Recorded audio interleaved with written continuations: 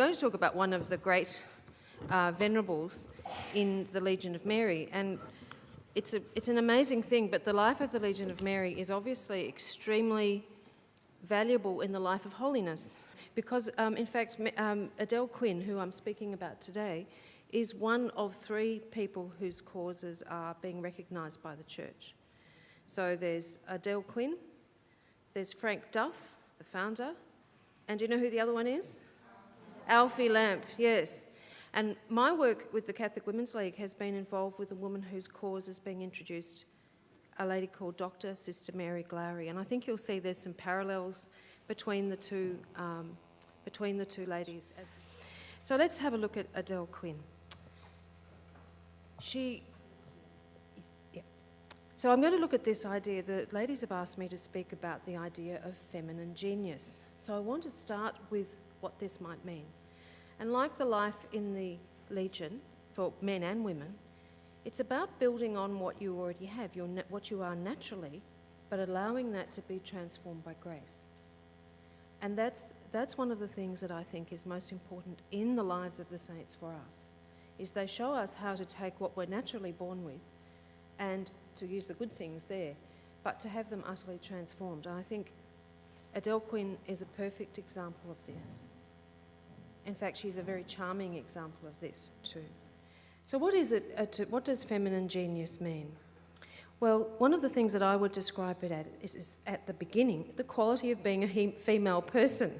Now that sounds very obvious, but we live in a time when being an authentic human person is under debate.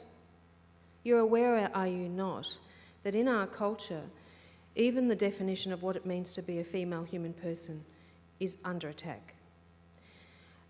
I actually think that being a woman and having the quality of femininity is something that, in fact, is a sign of grace. There's a special gift that God has given women to be a grace in the world. You know, we sometimes talk about something needing a feminine touch.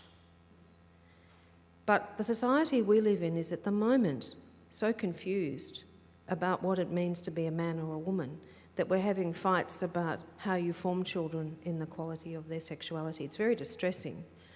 And it's a bit diabolical at times, I think, as well. The idea that this is a confusing thing, which for thousands of years everybody in the world has known what that means. So we're actually even losing our ability to know what nature is about. And that's why I think it's important that we have male and female saints that show us both how to be natural human beings, but also how to be supernatural human beings. So being authentic and integrally a female human person, which has similarities but great differences to other creatures. And what do I mean by that? Being a woman is very different from being a cow or a female cat.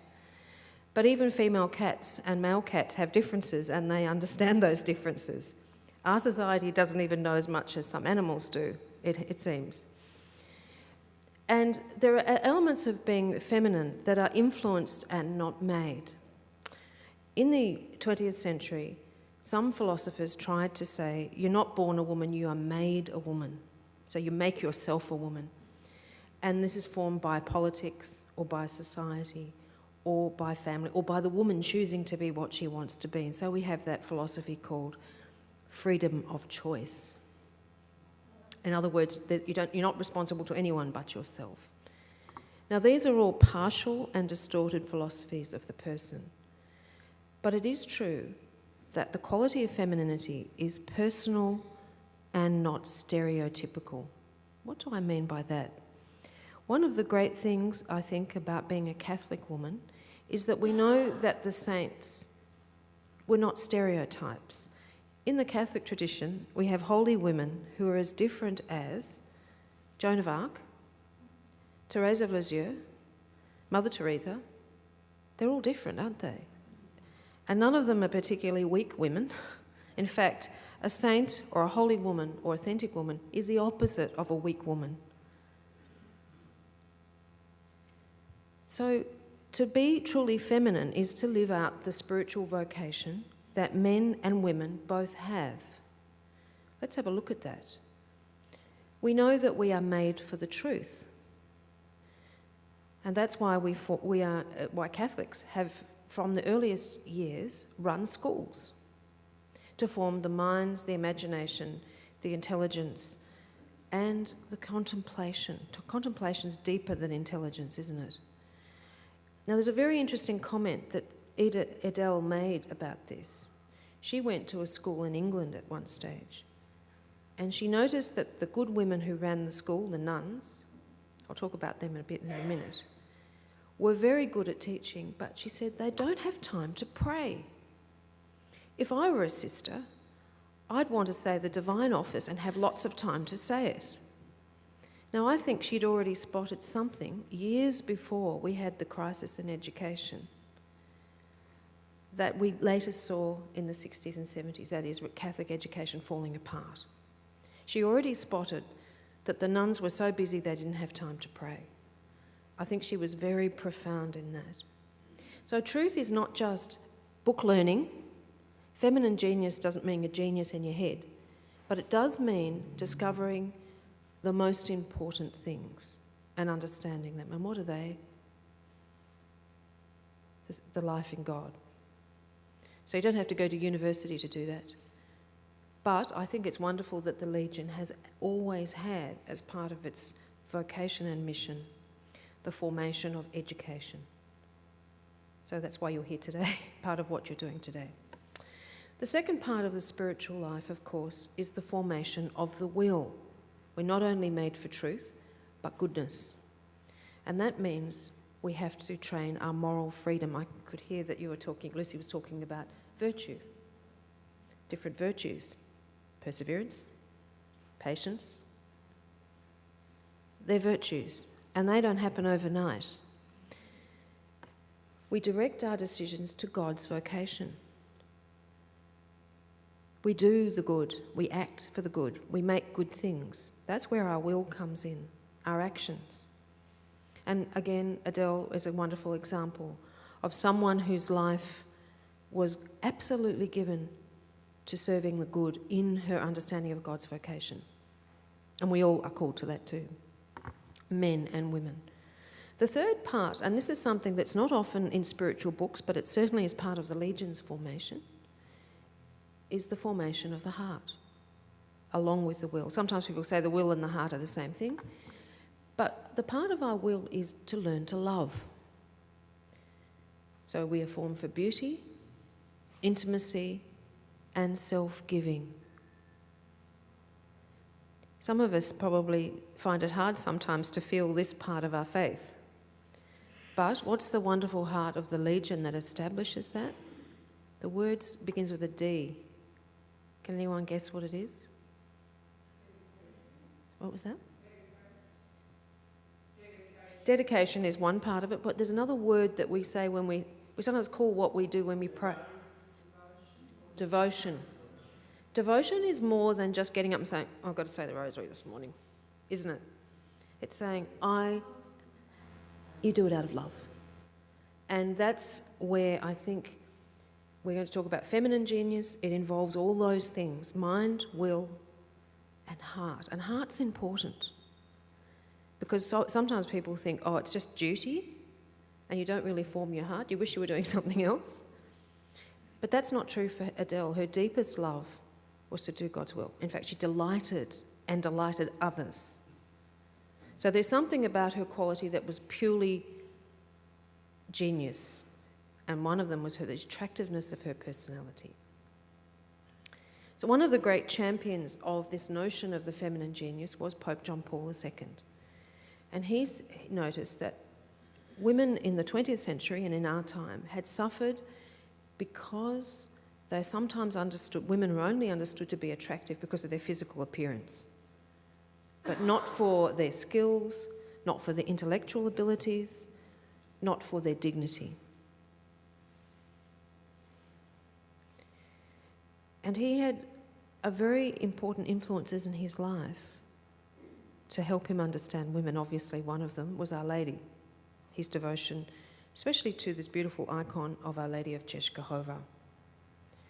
What are the areas that he brought together when he spoke about women, and why should we listen to Pope John Paul II? Well, I think he's a great champion of the dignity of women. And because he defended women, of course, he's supporting men as well, because the fate of women and men stand together. These are the areas that I think it's worth us exploring. The first is his philosophy of love. And there's an important book called Love and Responsibility, but also his simple sermons on what is love. Secondly, his theological reflections, and perhaps the most important here is his great work called The Theology of the Body. Some of you may have heard of it. The Theology of the Body is Pope John Paul II's gigantic biblical study of what it means to be made a man and a woman. It was 189 sermons, well, addresses, audiences, that he gave in St. Peter's Square each Wednesday, and then after the assassination attempt, he returned again. He founded the John Paul II Institute for Marriage and Family, where I have the privilege to work, on the feast of Our Lady of Fatima. But this whole work was because he could see, as he became Pope, that people didn't understand what human love was anymore. He could see the problem of abortion, he could see the problem of broken marriages, he could see pornography, and he said, somehow I've got to go right back to the beginning. So what's the beginning? The book of Genesis. And so he starts his Theology of the Body retelling us how to understand how God has made us. It's absolutely brilliant work, probably one of the greatest things that have come out of the 20th century, but it takes a lot of study and a lot of care. So that's a second very important contribution he made. The third contribution was his defence of human dignity.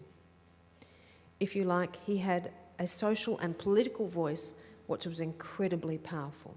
The promises of Our Lady of Fatima of the conversion of Russia in some ways were lived out by Pope John Paul II's influence upon the fall of communism. So he was both a prophetic voice, but he also defended human dignity in the Western countries, and we haven't converted on that issue at all. So the conversion of Russia is one thing, and that's still an ongoing progress, obviously. But the conversion of the West is a more serious proposition these days. And this is where he's talking on the human dignity of the unborn, the dying, of women and men are very important. Obviously, we can't go through all of this today. Fourthly, his Marian devotion, his love of Our Lady, his writing of Our Lady, his devotion, his prayers, and his teaching. Very important. And fourthly, what are we up to? Fifthly, his actual friendship and collaboration with women. He had many women friends who worked with him, and one of the most important is a saint, Mother Teresa. So his ideas on women, I think, are valuable. What are his insights? He said, the difficulties that women face, their inequalities and their injustices, come about because they are bodily different from men, and sometimes this means men treat them as objects. Secondly, they have maternal desires and experiences, which sometimes mean they work at home. And some countries, including our own, do not value maternal work. I was talking to some women yesterday, and they said, it's terrible, isn't it? If you work at home, you say, I'm only a mother. Only a mother? Think about that. But it's true, our society doesn't reward mothers. And I think there was a Catholic women's organisation that had a nice little badge that said, I work at home. Great little badge to remind people of what that means. Pope John Paul was a great defender of the role of mothers. He lost his own mother in childhood, but he had a very acute sense of their importance. And thirdly, he said, because women sometimes have physical vulnerabilities, often associated with them being mothers, they have children, they carry babies, they sometimes in history have been the subject of domination, of violence. Now you might think today, as many people, as the media trumpet, that because feminism is around, women are no longer subjects of violence.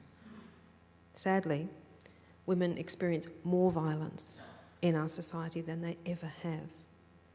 And one of the terrible reminders of this is that for St. Valentine's Day this year, there is a film based on a sadist who abuses and assaults a woman called The 50 Shades of Grey, which is being released on St. Valentine's Day. The premise of the story is this man who brutalises the woman is what women really want after all. They want to be dominated and beaten because they really secretly like it. Really what that is the influence of pornography on ideology. So John Paul II's 3 big insights were to say, first of all, men need to respect women, but secondly, women need to respect themselves. And I think what's fascinating about Edel Quinn is that she understood this way back in the 1920s.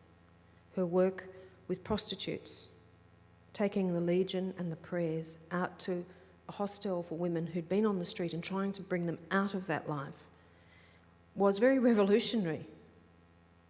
She was ahead of her time. Only now, in countries like Scandinavia, are they discovering they need to rescue women from prostitution. So the Legion, Frank Duff, were ahead of their time. And not only did they say, we'll take you out of danger, we'll also form you in prayer. Very interesting to contemplate how close to John Paul II's vision Edel Quinn's work and Frank Duff's work was. So he said that there has been a bias because people think about women sometimes as being incomplete men. The philosopher Aristotle said there are men and there's incomplete men and they're women. They weren't quite finished. It's false, but it had a big influence in the world. Secondly, as you sometimes find in Islamic cultures, the view that women are the source of evil, the source of temptation.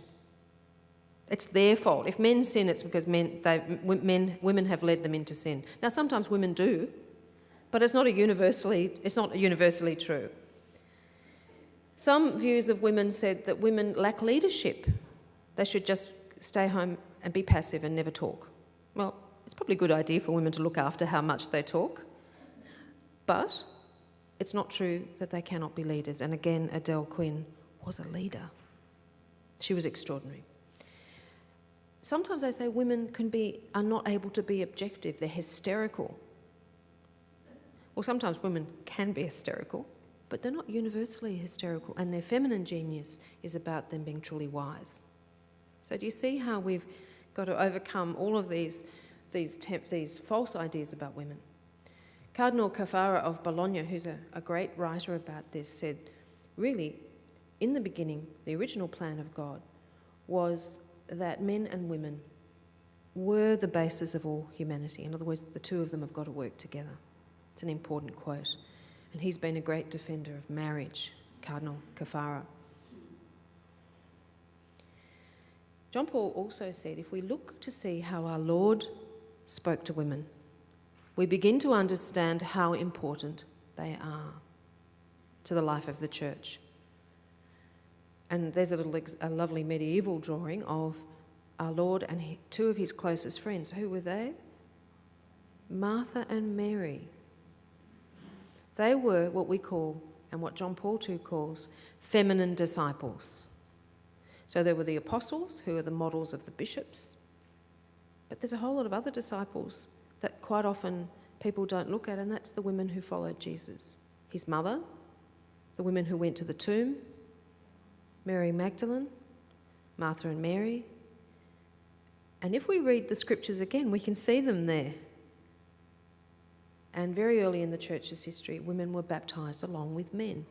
So the church is the great defender of the dignity and importance of feminine genius and of women themselves.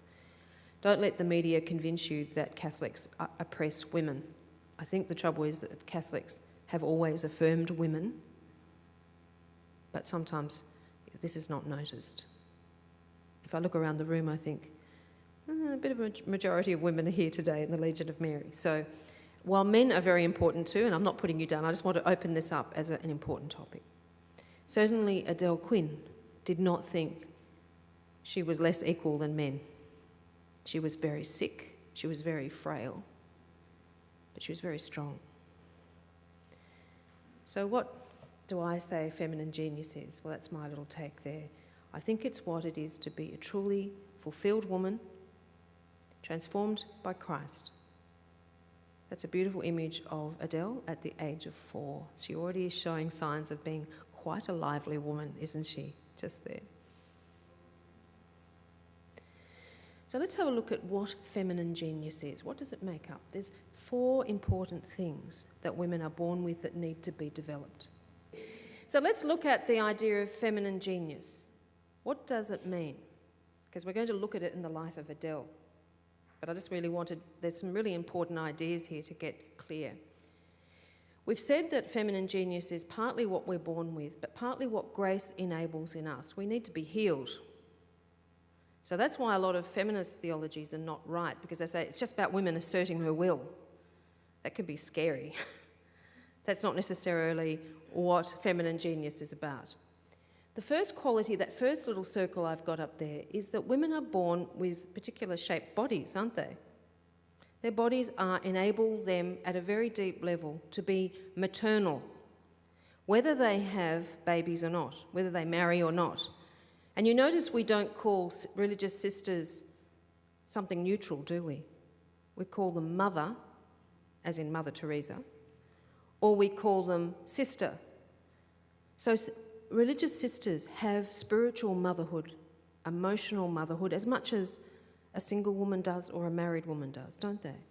So that's the first part of feminine genius. The ability to have concern, to be sensitive, to have empathy, to be aware of the vulnerable, to care for them. So Pope John Paul II says women have that special quality when they are living a life of grace. The opposite of that is when they become too smothering. So if you're not filled with grace, you'll sometimes want to possess your children, which isn't right either. It's called over-mothering, isn't it? So that quality is very important for women, but it's not about possessiveness. And again, Edel Quinn went to Africa with this deep maternal heart, didn't she? Second quality comes because women are also spouses. And they're spouses of the Lord, first of all. That's the most important relationship they will have. What are some of the qualities of that? Being joyful, graceful, sweet-natured, positive, hospitable, gracious. Now, Edel had this in buckets, by the way. She was incredibly charming, but not superficial. It's not like glamour or vixenishness, is it? It's a different quality, and she had it. So, second part of feminine genius, charm. The third little circle is called intuition. And that means a special gift that women have in pursuing the truth. That they're in tune with reality. They're wakeful, spiritually connected, wise, courageous. She had this as well. I'm going to take this into more detail. Does everyone get that even without seeing it? You can have, the slides will be, you can have all the slides, so there's no problem about that. John Paul II said, "The church needs holy and authentic women.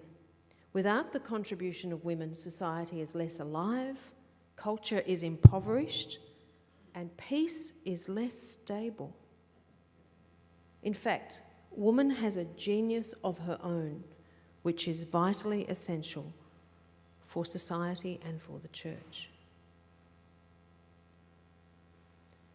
In particular, Pope John Paul II thought that feminine genius was important in promoting what he called the culture of life. Women have a vital role to play. And what did he mean by that? First of all, that women are prophetic. That means they stand up and tell people that something's going wrong with a society or a situation. There's a certain Promethean attitude. Prometheus is a figure in ancient Greek legend who wanted to become God. We live with that attitude today. We don't need God because we are gods ourselves. Have you heard that one? Finding the goddess within. So rejecting God in order to say, I'm actually God. Now, it's really frightening when human beings think they're God. They really become monstrous, don't they? Monstrous.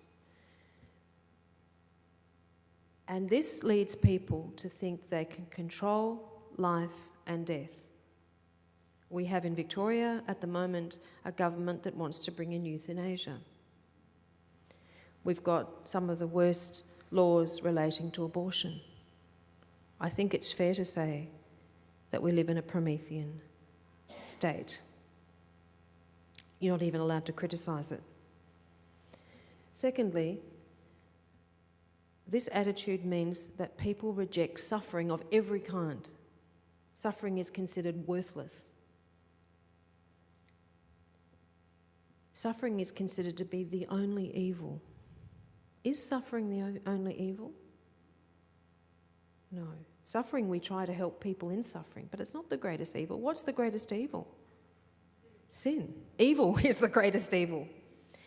Suffering is part of our human life after the fall, and it's how we deal with suffering and how we help others in suffering that matters.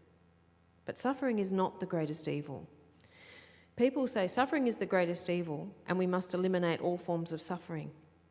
But unfortunately, it means eliminating people to eliminate suffering. Edel Quinn had a life of acute physical suffering, but she was joyful. She was sparkling.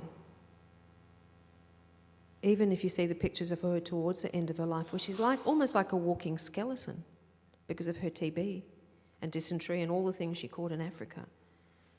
Nonetheless, she was full of goodness. So suffering is not greater than goodness. Suffering can coexist with beauty, and she's a great example of this, as we'll see. Lastly, this attitude of the culture of death is self-centred. It's all about celebrating my ego. So, John Paul II says, women of feminine genius are a counteraction to that. And who's a great example? The figure I have up here, Mother Teresa.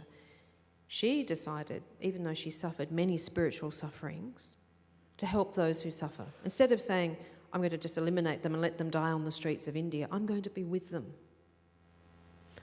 This is a sign of feminine genius. Now let's look at Edel.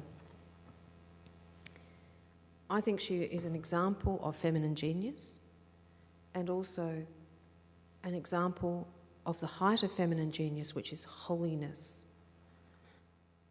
And we're lucky, because she lived in the 20th century, that we have some photos of her. Many saints we don't have photos for. She's now a venerable. She's getting very close to being a blessed. But she's certainly confirmed by the Church to be a holy woman. She was venerated by Pope John Paul, who obviously saw in her this feminine genius we've been trying to describe. She first of all had a spirited girlhood. She lived in actually a very ordinary family life, in some ways very ordinary. She was born in County Cork in Ireland, in Kanturk, and you can see her house still, where she was born. She was born on the 14th of September, and there's a lovely story about her baptism. Some of you may know it. She was worried that she wasn't baptised after a saint, because as you know, in those days, women often stayed at home and didn't go to church until they'd recovered after they'd had a baby. So Mrs. Quinn was at home. She hadn't gone to church, and the father took little baby girl to the church to be baptised. And the story goes that Mrs. Quinn said, "Name her after my sister Ada, or Adela." And by the time Mr. Quinn got to the church and the priest asked what the baby's name was, he said, "I think it's Edelweiss." And Edel has a very funny letter in which she said, "Anyone who called me Edelweiss, I hated like poison." It's in her usual humorous way. But what she said there is, "I think you will find it very hard to find a Saint Edelweiss." So she was called Edel. So we don't know the true story about really what she was meant to be named, but she became Edel. And I think if her cause continues, we might end up having a Saint Edelweiss after all. She might be the first one. She went to school at a Loreto convent, and she chose the name Josephine Eucharista for her confirmation name. She, very early in her life, developed the habit of going to Mass each day and receiving communion. So she had a Eucharistic devotion even as a little girl, even as a bubbly little girl. Now, another important thing about Edel, I think, was even though her parents seemed very ordinary Catholics, they really did influence her. Her mother had a great devotion to going to Mass every day, and that she shared with Edel. Her mother also loved to read the works of Dom Columba Marmion, and Dom Columba is an enormous influence on Edel's spiritual life. Her father, who looks I haven't got a picture of him, but he's a rather round fellow who liked to gamble on the horses and to have the occasional drink. He didn't get drunk, but he was an ordinary looking fellow in a big suit, was also quite an influence on her prayer life. He read things like St. John of the Cross. So what that tells me is that already her parents had a Catholic culture which they shared with Edel, and that was to influence her, as were the Loreto sisters. And there's a picture of Edel. I think you can see what a little personality she is already. One of the nuns called Edel the Imp. Sister Thomas Aquinas at her Loreto convent said, "She was a real imp at school. Not indeed bold, but was always bubbling over with good spirits, full of life and gaiety, and up to every kind of prank. She was the centre of every group bent on fun and mischief. She became the captain of the cricket club, the girls' cricket club. She was really a very bubbly, lively girl. She contradicts this idea that saints are somehow pasty and a bit sad. She was the opposite of a grump or a misery, even though later on, as you'll see, she suffered enormously. This gaiety, this joy became infectious. She went to school in England because her parents were relatively well off to start with. And she studied with the nuns that taught me, actually, the faithful companions of Jesus. That was a surprise for me. I didn't know that. She went to a school called Upton, and she already made the observations that I told you about. Gee, when do the nuns pray? One nun was very influential on her, Sister Philomena Hartington. I'd love to find out about her. She taught in Australia. She possibly even taught at my school years ago. But she was the first person to really, I think, bring out into the open to Edel the idea of doing God's will. A bit like Sister Mary Glary, a very great awareness in her mind. She was very like our Australian holy women, Dr. Sister Mary Glary and Mary MacKillop, in that her family fell on hard times. They fell into economic decline. So she had to come back from having her mind formed. She had a very good mind, and she decided to train and work as a commercial typist. How ordinary is that? And she worked for a tile company. Very ordinary. But what's running underneath her ordinary life is an extraordinary devotion. Her heart's already being formed for the Lord.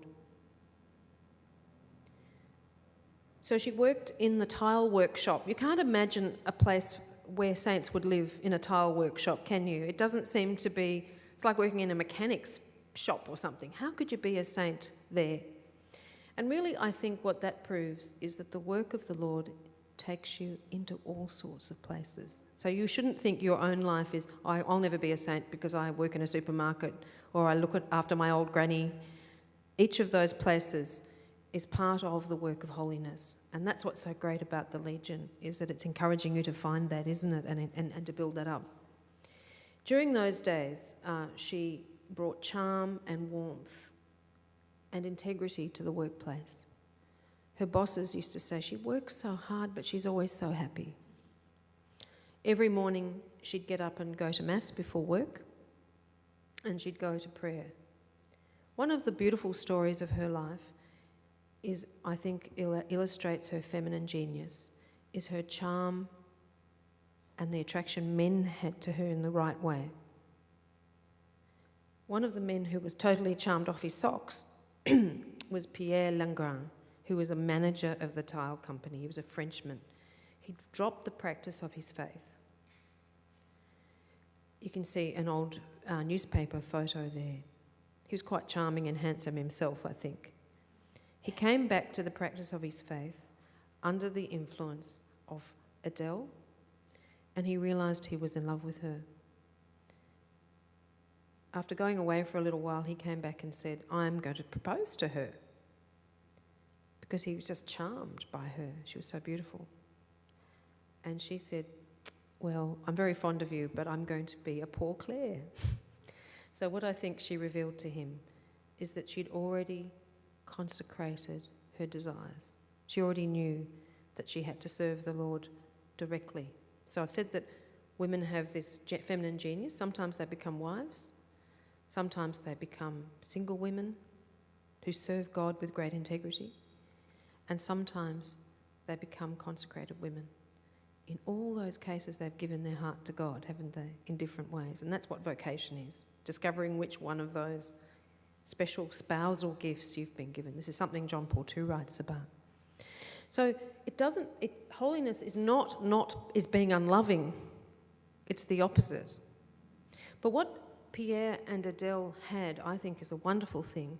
They had a friendship that went on for years. And they wrote letters to each other, and the letters are charming. She talks a lot about her inner life with Pierre. She's also very funny in her letters to Pierre. Pierre later got married and had a daughter called Edel. And he obviously stayed absolutely admiring this woman for the rest of his life. But he was a very generous man, and although he was heartbroken that she didn't marry him, they maintained a beautiful friendship. And again, as John Paul II says, that friendship between men and women is so important for the church. So the letters are well worth reading about. And this little book by Desmond Forrestal on Edel Quinn is well worth reading if you want to read some of the contents of the letters. Now, up until that point, Edel had not met the Legion of Mary. She hadn't heard of it. And some friends introduced her to the work, the apostolate of the Legion. Now, this will sound a bit like your lives, I'm sure. First of all, she was encouraged to discipline her prayer life, to form it, to take it a little bit further than she had already. She was already a great woman of prayer, but the Legion gave shape to her prayer. And you will be familiar with the special prayers of the Legion, the special devotions of the Legion. Secondly, up until that point, she'd been a good woman in her work and had been concerned about the poor, but actually hadn't been on an apostolate for the poor. So the Legion gave her apostolate a shape of taking prayer, the gospel, and love to the poor. Very quickly, Edel took on extra work, and people noticed she was doing more and more, as well as working. Sometimes they got a bit worried about her. She was so enthusiastic about her work. She eventually met Frank Duff, the great Frank Duff, and it's lovely to hear about his thoughts about her. He noticed how intensely she lived. She was like more alive than anyone else. And he said, in his recollections of her, she was a lovely, lovely girl. It was almost like her charm met his charm because she felt charmed by him. Her charm was supreme, that it went deeper than the surface. Isn't that a beautiful thing to say? That's Frank Duff's words about Edel Quinn. Her charm was supreme. Now, is that an example of feminine genius that I've been talking about or not? So the beauty of a woman is this charm that's deeper than superficial looks. And he comments on it way back then. And it's all based on her inner life with God, of course, isn't it? That integrity and her inner life. She then discovers the importance of this lay vocation that's meant to be Sancta Maria, was the hostel for women on the streets in Dublin. There were a lot of very rough life in the streets of Dublin, and she took love and prayer to the street girls and the prostitutes. She worked so hard. There's her friend Mary, who later became a Carthusian nun, and she wrote a life of Edel Quinn. It's a beautiful book. It's hard to get. You might have it here at the Legion. Yeah, Edel Quinn by an Irish Carthusian nun.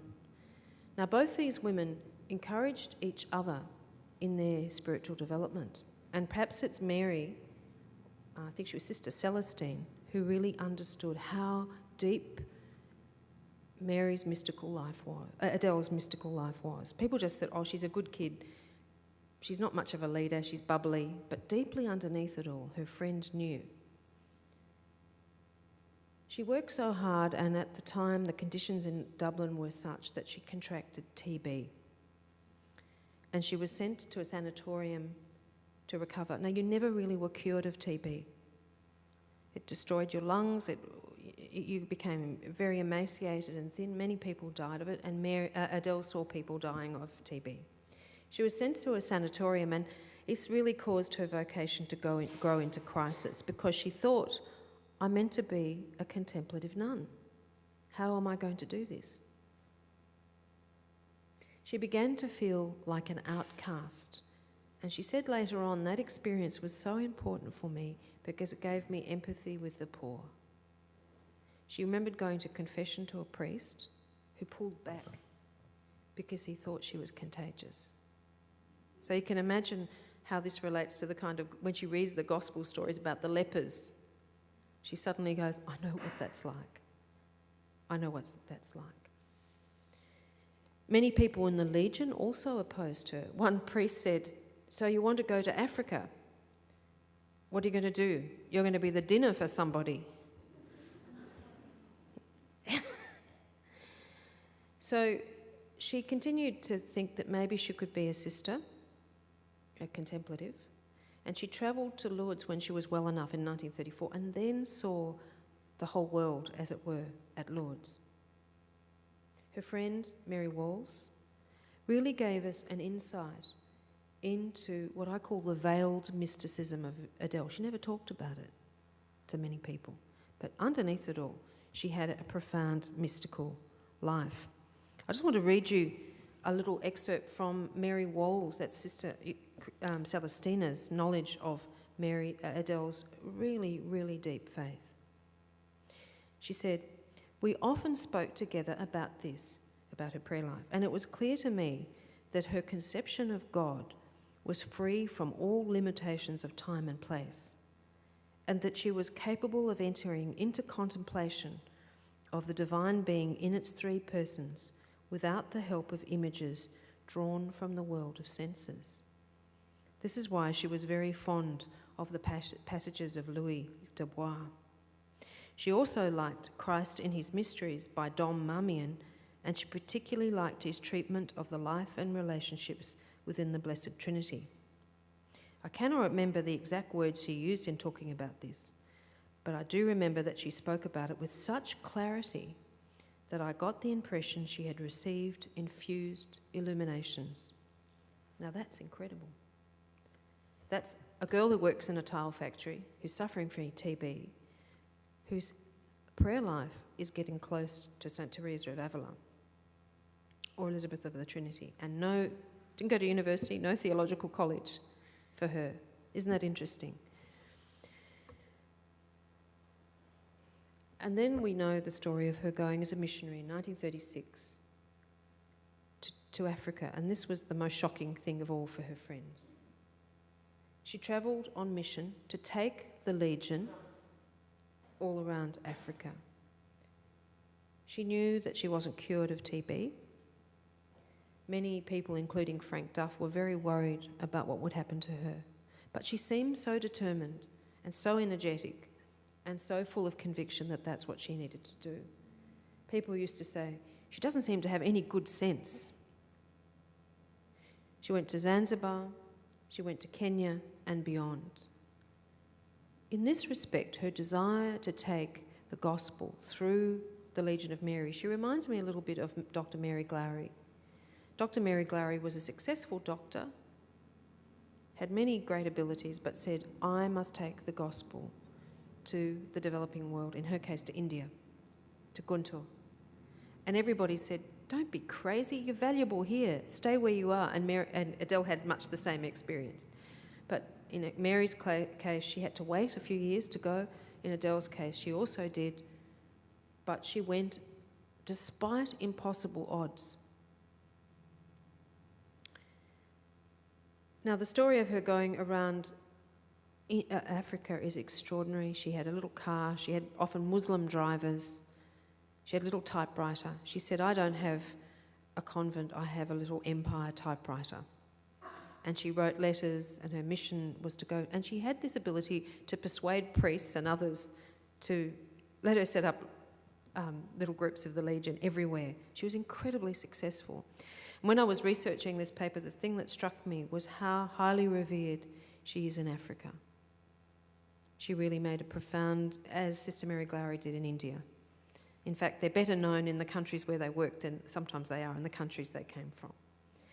So against impossible odds, they really did the work of almost St. Paul. But they were women, and that's very unusual, isn't it? They weren't bishops, of course they weren't. But Edel had this huge ability to be infectious. She encouraged people. She also was able to encourage the baptised and the importance of their vocation as lay people. And she thought African people needed to hear this message as much as people in the Western world. Here's another little quote from Frank Duff. She was told that she was dying. She seemed to be dying for a long time. There she was, says Frank Duff, a broken creature, reduced to the very last, all vitality drained out of her, far away from her kith and kin. One would expect those tender words of the bishop to tell her to go back home, to open up the gates of emotion, and that she would treat herself to a little luxury. But no, he tells how she reacted to this announcement about having a great funeral and so on, and she burst into uncontrollable laughter. This was so typical of her. And she didn't die. So they kept saying, you're about to drop dead, you have to keep stopping. And then she'd just laugh and go, not yet. So a beautiful story. And this was in the island of, this was in Mauritius, where she travelled. Now she travelled back to Nairobi. She worked from there. She stayed with religious sisters sometimes when she needed their company. She kept her life of prayer going, particularly her devotion to the Blessed Sacrament and to Our Lady, the prayers of the Legion. And here's Frank Duff again. In spite of the tender care given to her by everybody, her condition steadily deteriorated.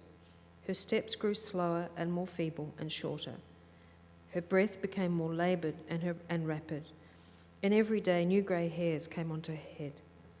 She tells about this time that she'd been taken for 60 years of age, so she'd aged. Her spirit never weakened. In fact, it seemed to assert itself all the more. It positively drove her on. She gave the impression that she was filled with a desperate sense of urgency, and that she knew now that she had very little time left, and that every second of time must be availed of. And so she pressed on, and in defiance of her exhausted nature. And here's a very, very beautiful picture of her towards her last. Oh, sorry, it's not very clear, but she's with some of the African boys in the hospital. And she's almost glowing with this inner life that Frank Duff talks about.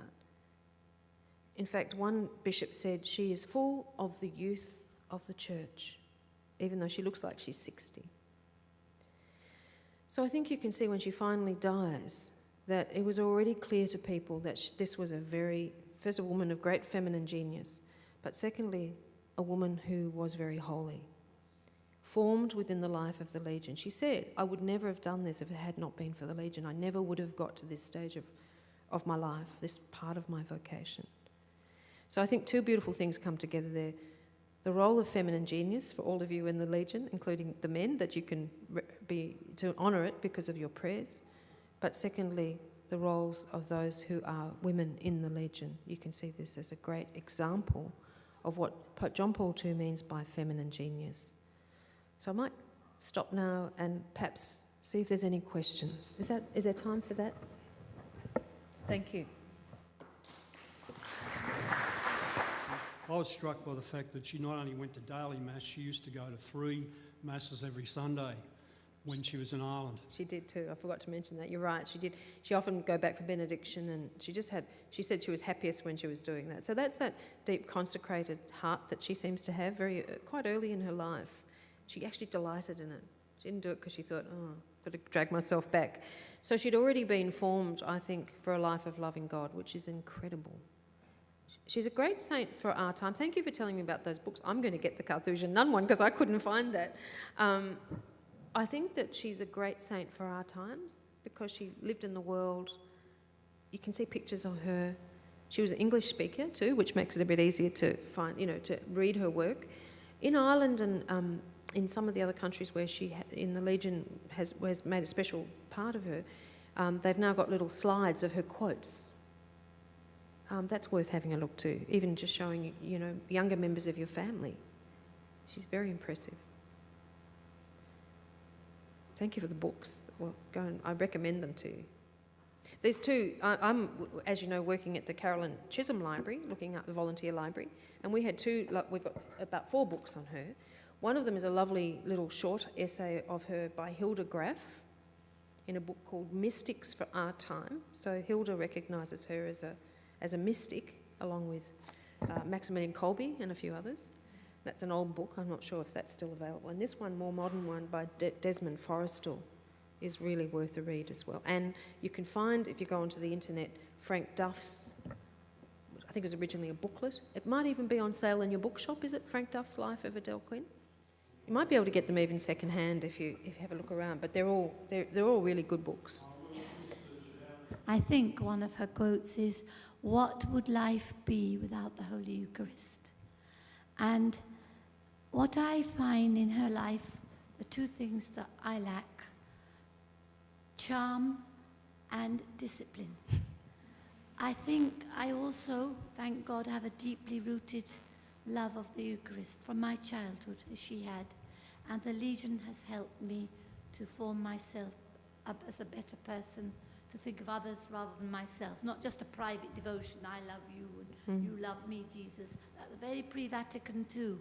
They always level that charge against old Catholics, that we were all wrapped up in our own It's just not true, is it? It wasn't true. But that's what they say. But the things that attract me about Edel Quinn are her charm and her discipline. Yeah. She was incredible because she was, all the things that we might celebrate. You know how people today, a lot of young women are searching for femininity, aren't they? There's a bit of a discovery again of it. So that, those girls are wearing 1950s dresses. Yeah. I gave a talk yesterday to a whole group of young girls, and they're all wearing 1950s dresses. And I said, why are you all wearing those dresses? I'd just like to know. And they said, they're really feminine. And I said, that's true. They are very feminine, but there's more, as Frank Duff said, there's more to femininity than just outward appearance. And that's where I think that's very good that you could see how formative this is for everyone. Thank you very much. And I'm sure you are charming, by the way. Charm doesn't always look the same, though, does it? But she was born with natural charm and she deepened it. She was beautiful and she deepened it. And even at the end, when she's such a little skeleton, she still has those big, bright eyes looking out at you. It's extraordinary. Thank you. Any other questions? Did everyone understand a little bit about feminine genius? It's a big idea of John Paul II. Is there something for you to take away with that? I think there's so many things to think about, but I find it very inspirational. Not so much a question as just talking about the talk, but I'm very impressed with that talk. I thought it was as good as we've ever had here. Thank you. And it's Edel, not me. well, the whole situation, I mean, it's the most worrying thing in the world today, the fact of women wanting to be men and men wanting to be women and the rest of it. And I thought your little talk there is sort of really very positive about the right things that should happen. Thank you. You'd be interested in, my father always taught me, he said, when I was getting married, he said, you know, you're only the boss as long as you do what you're told. And I've thought about that and mentioned that many times, but it is true. It's admitting the value of a woman, her intuition. Yeah. She's behind you, sort of, and then you have to rethink, and then you think, yeah, well, she's probably right here, you know, that sort of thing. You know, the story that I think illustrates that beautifully from the scriptures is the wedding feast of Cana. You say our Lord says, it's not my time yet, but his mother has other ideas. So he says, it's not my our mother. And he says, oh, just do whatever he tells you. So the way she sort of really prompts him into our Lord into the public life is a beautifully told story. She doesn't nag him, does she? She just says to the servants, do whatever he tells you. So I sometimes think that she said, it's time now for you to go out into the world. Okay. Edel Quinn, she goes back a long way in my life as a junior legionary, and then going on doing extension work and envoy work. We're talking with other envoys and extension workers. Edel Quinn really sped us on. She really was always there. Isn't that great? Thank you so much. And the other thing I read about, you know, when she was to go to Africa and all the opposition, and then Frank Duff said something to her, and she said, I'm not going for a picnic. I thought that was wonderful. Thank you very much. I'm glad to know that she's known and loved so well in the Yes, envoy work. That's great. Through the world, there are many Edels. As a result, many legionaries who have a child, particularly in Asia when I was working there. I did a funny little thing. I searched on Facebook for Edel Quinn, and hundreds of names came up. So these are all the children. Exactly. And I thought, look, there's another girl called Edel Quinn. There's another girl called Edel Quinn. So they're popping up all over the place. It's a nice little experiment. If you have a look, you'll see them. When I was working down in Tasmania, we came across, this is in the Legion, there's a family, husband and wife, both legionaries, their first child, Edel. And when Edel had her first child, was Edel. Amazing. So, yes, that's in Tasmania. Isn't that fascinating? So she's well known, and also in Wagga, they have an Edel Quinn Centre. They do, for homeless, is it? I think it's for homeless people. Oh, and they've got an Edel Quinn Centre at the Legionaries, the headquarters in Perth. In Perth as well. Fantastic. See, and that's a real sign, I think, of someone being on the way to sainthood, is just how quickly people pick them up, don't they? She's inspired people well before. We were making a lovely comment before about people's perception of what pre-Vatican II Catholics were like. And sometimes people say, oh, the Legion, is pre-Vatican II. Yeah. Well, what's so fascinating about Edel is that everything that she did is what the Council Fathers encouraged the Catholics to be. Lay apostolate, already she was doing it. Going out into the world and helping those who are underprivileged, she was already doing it. Working with people of other faith, she was already doing it. So she was actually ahead of her time in terms, the Council Fathers rightly talked about all of this. So it's really false history when people say that's pre-Vatican II.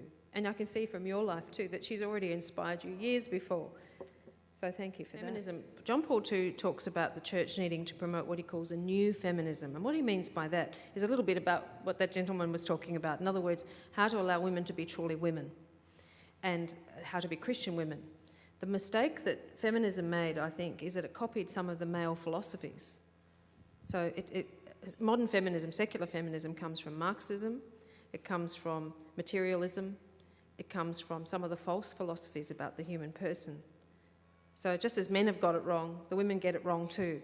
And unfortunately, as you say, sir, they destroy the very thing that is most valuable in their experiences. Now, whether even single women are very sad these days because they can't find men who respect them, and some of them haven't chosen single life because they want to, but because the society is so broken.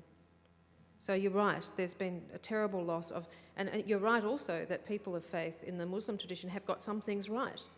That is, they understand the value of life. Most of them are opposed to things like abortion and euthanasia. They understand the preciousness of the family, and they understand the importance of prayer through the day and things like that, living their faith, practicing their faith. So they have got some great things. There's also obviously some other things which Christianity adds to, and then one of them is the dignity of women in a deeper sense, I think, and we've got Our Lady, although some Muslims obviously honour Our Lady as well, but not as the Mother of God.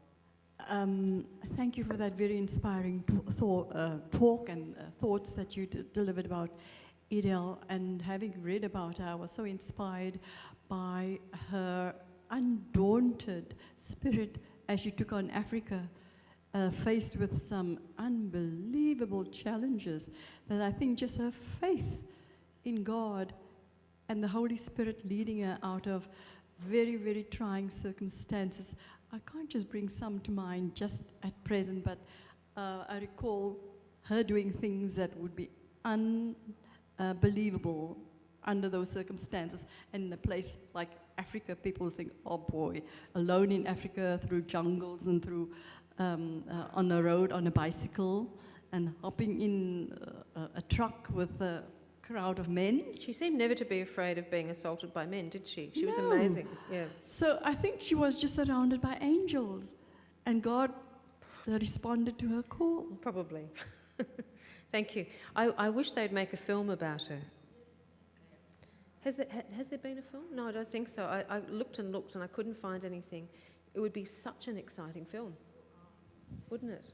That's anyone who's got some money to encourage Mel Gibson or something to do that. I'm delighted with your sort of talk and your comment. It's also a great blessing. First FCJ educated person that comes here to give us a talk. I used to know a FCJ nun who is saying to like Edel Quinn. Sister Patricia Brown. She used to, be in the charismatic. So the fruits has been, shown in Catholic education. Like last summer school, we had the bishops that came here. 1 in 4 students in Australia is educated in the Catholic system. So education is very important, like theology of the body. I hope we can get a talk on that. Yes, it's important. It's and good. It's so important for the young ones. They get confused with sexuality and safe school or whatever that That crap, craziness, how to say it's that a insanity. Thing. Yeah. And one girl, 14 years old girl, she says, she's so proud. She says, I'm lesbian. 14 years old. Another one I heard in Shepparton, she came to the dad. I think she's also in a teenage sort of a years, and say, is it all right they are fall in love with a girl? These days it's very confusing in our society. Very confusing. It's very, very confusing. And the media is telling them, do whatever you like. You're a free agent. Just do whatever you like. And the kids are so confused. You're very right about that. Yeah, and it started with contraception, then went to abortion, and now people are so confused. Yeah. They don't know which end is up. They really don't know. And someone said they don't know whether they're Arthur or Martha. That is actually now true. When we used to say that years ago, I don't know whether I'm Arthur or Martha. Now that's true. And I'm flabbergasted with the whole thing. There's one school in Hawthorne. They say this boy is a girl, and they made a toilet for this boy to go to that toilet. And the others can go to the male toilet, and the girls go to this female toilet. It's so confusing. It is Thank indeed. you. Thank you. Our toilets here are unisex, in case anyone can't decide what they are. Thank you, Anna. It was a wonderful, inspiring talk you had about Edel Quinn. Now, I just wanted to kind of ask and Lou with some of the comments that has been made in regards to the first part that you talk about Edel Quinn, about her nature and grace, and the natural gift that you have. And I think sometimes for a lot of women, and even Christians women, I believe, can get confused or perhaps not knowing their natural gift, and perhaps because of the society and the way we live. But how can you, in a sense, get in touch with your natural gift that you talk about, the feminine natural? The natural part of the gift. Yes. Thanks. You can see how hard it is when society gives you lots of different messages, can't you? How difficult it is for that poor kid that you mentioned in Hawthorne, because there's so many conflicting messages. One of the things that is very important is understanding that we are created. It's as simple as that. We come from God. We're made a certain way. Why is that? And often young people start to pick that up when they start thinking about that. I'm born with this nature. Why is that? Now, sometimes that can be confusing for us, because they can say, well, I've got a woman's body. What does that mean? And this is where theology of the body is very helpful, because, as John Paul II points out, God made men and women differently because he wanted them to be a gift to each other. Now, I think deeply in people's hearts, they really want to find true love. So sometimes talking about true love is a good way of starting this topic. Not talking about sex education. You don't need to go there. I went into a really tough boys' school once, and I said, now, boys, I'm going to ask you a very deep philosophical question. And they went, what do you mean? I said, who here doesn't want to find true love? And they were looking at me thinking, this is a trick question. And I said, I'll give you 10 minutes to think about it. They're very quiet. They'd been very naughty when I first went. And then one of them said, but miss, everybody does. I said, well, speak for yourself. Just a second. Let everyone else decide that. And then they all said, we all do. And it was like a shock. It was a shock to them. And then they had to decide, well, what does that mean? What does that look like? So that was a great starting point, that people, inside people's hearts, are the aspiration to be loved and to give love. And I think even people who are confused about all sorts of things do know that answer. And then it involves, in a sense, loving the gift that you are as well. I think a lot of us don't like ourselves very much. And maybe there are lots of things about ourselves that we shouldn't like. But the one thing that we have is that we've been given our life. And no one else is going to have my life. It's precious. It has incredible dignity, and that's where faith starts to come in too, doesn't it? Where you say, maybe I'm not the tallest, most glamorous person in the world, or this lovely lady here said she didn't think she had any charm. She seems very charming to me, so. But charm, we all have gifts that we're given, and then grace perfects those gifts. Even in baptism, we get faith, hope, and love. I think we forget that we have those gifts, and that those gifts are for the world and for the church.